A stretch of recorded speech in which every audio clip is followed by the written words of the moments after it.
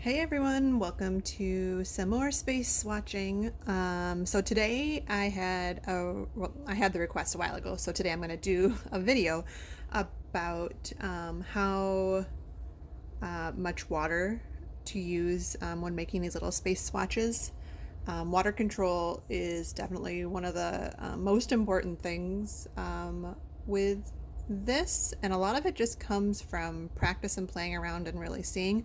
But I'll show you a couple different ways that you can control better how much water you have on your brush, because if you have too much water, then it's going to spread too much and you're not going to have a lot of control. But if you don't have enough water, the water color isn't going to move. So it's a delicate balance.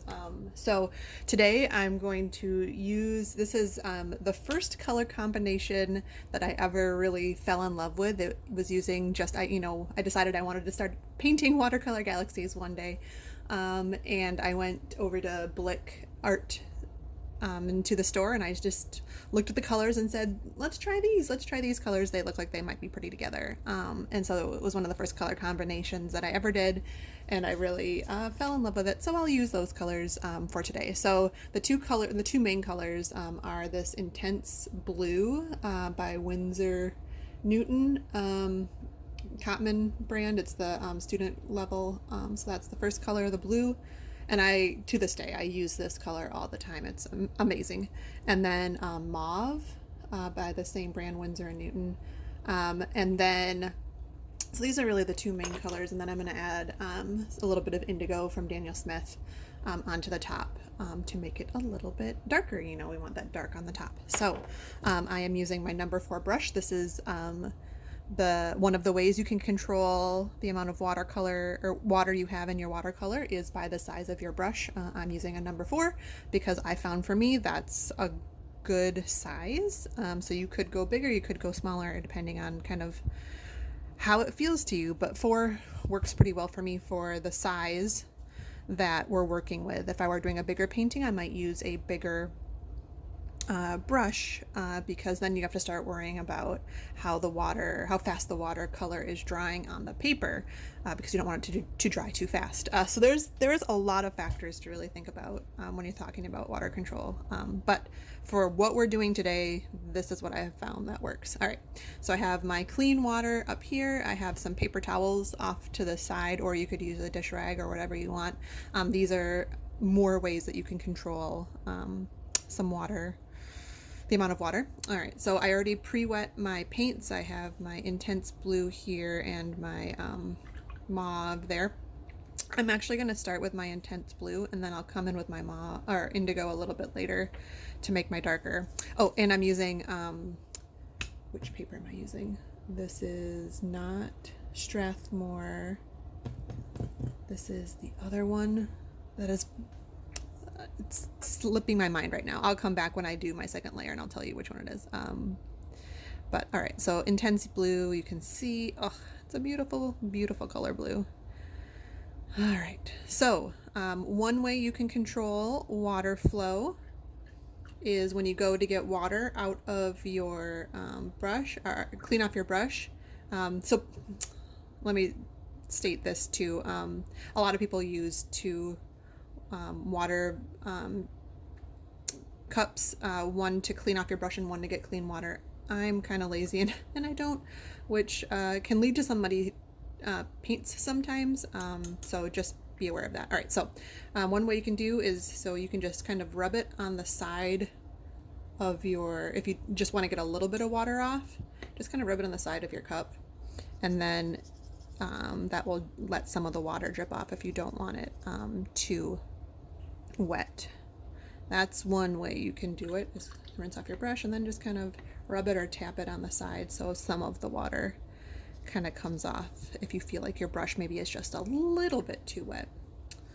Now I'm going to come in with my mauve underneath, and I just love the color, the purple that you get out of this when you mix together this intense blue and the mauve. The purple is just lovely. I love it. All right.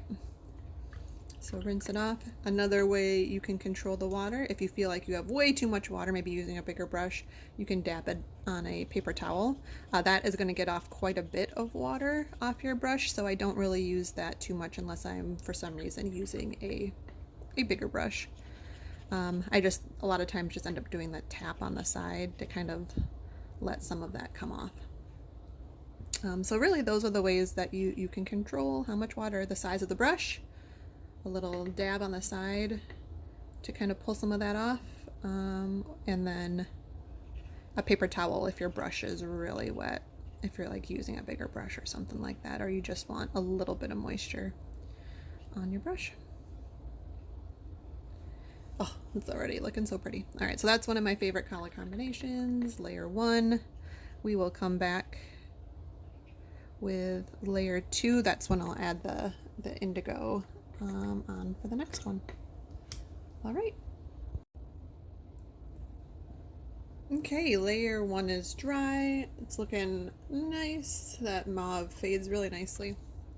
And we had some good water control. All right, so now I'm going to come in with a little bit of indigo to darken things up a little bit on the top. Not too much. And then I'm going to rinse off my brush, dry it a little on the side. Come in with some more intense blue, like that. Maybe a little more.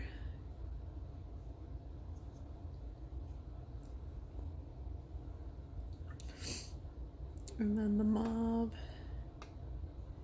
at the bottom.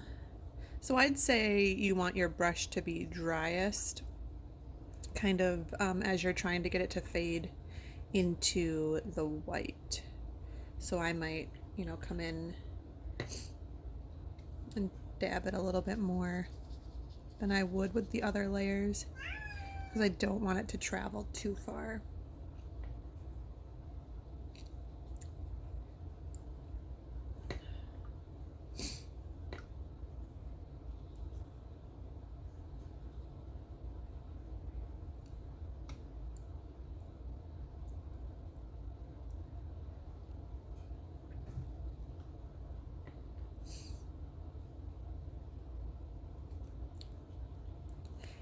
Honestly too, I don't do too much drying of the brush, because my number 4 brush, I feel like, does a pretty good job of holding the amount of water that I want it to.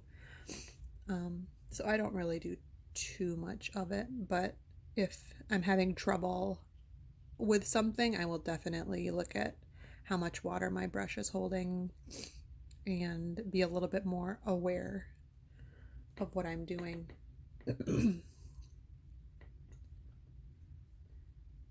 Did a little dab there to blend this out a little bit. Don't want it to travel too much. There we go. I'll let that dry and come back and see how it looks after layer 2. Okay, layer 2 is dry. I'd like to get that top a little bit darker, so I'm going to come in with another layer of indigo.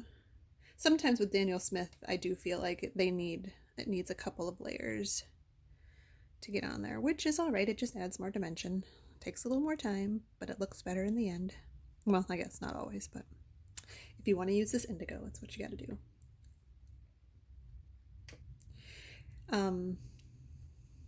And sometimes too, I do some tapping over here on the pan if it feels like it might be a little bit too wet.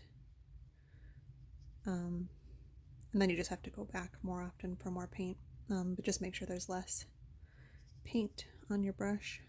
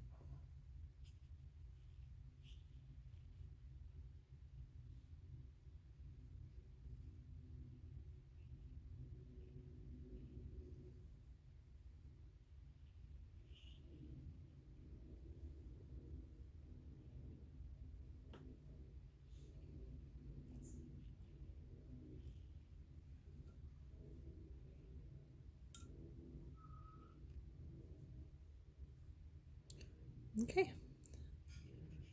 Blend out this bottom here. We'll leave this to dry and see how it looks in layer 4 maybe? We'll see.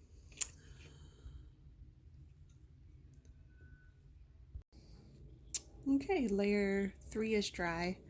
I'm loving the indigo at the top. Looks great. I wish it was a little bit more mauve at the bottom, so I am going to add in a little bit more color right in here.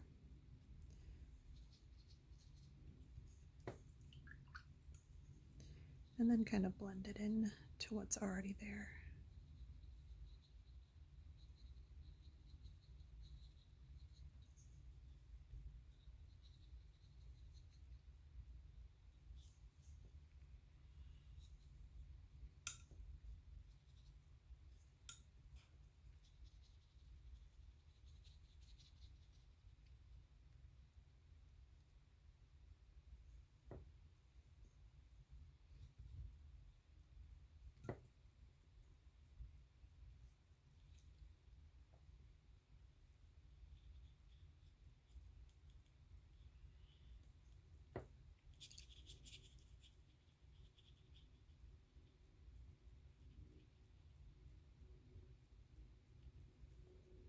There we go. Loving it. So yeah, we'll see how that dries, but I think this will probably be the final layer before stars. So okay, so I have 2 that are finished here. Looking pretty nice. Yep, I'm pretty happy. I think I like this one a little bit better because of the pinks show up a little bit better, but they're both just fine. So I'm gonna come in with my number 2 brush, get that wet and have some fresh gouache here. Get it to a good consistency here. Let's see if I can see that better. So again, wet enough that it will just fall off the brush when I tap it. Let's see how this looks. Perfect. All right, yep, so just tap, tap, tap in these places to get the stars.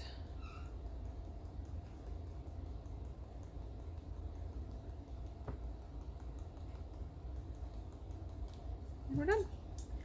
All right. Thanks so much. I hope you enjoyed space swatching for water control.